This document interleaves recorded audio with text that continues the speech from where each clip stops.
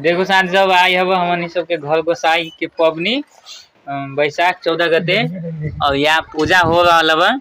और ई बउआ सब दंड तीर रहा बजरंग बली के। कई बजी 6 बजे है करे के ना अभी 5-6 बजे पहले। हाँ चोर सबके दंड तिराए पड़ी ना।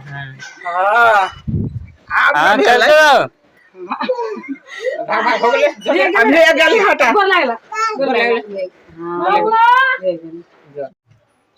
ये मोर पूजा भेल रहा सबका बोल लियो बजरंग बली की जय। तो मन सबके ने बैसाख में घर गोसाई पबनी हुई सबका प्रसादी खाया जय बजरंग बली की जय जय लाल सिंह बाबा की।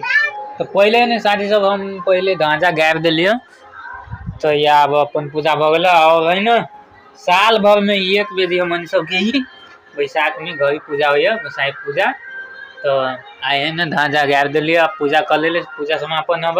और आए हम ही सहल रहिए पूजा कैले वाले हम ही पूरे सही हुई के अभी तक हम सब सहले छी आ पूजा संपन्न कर लिया।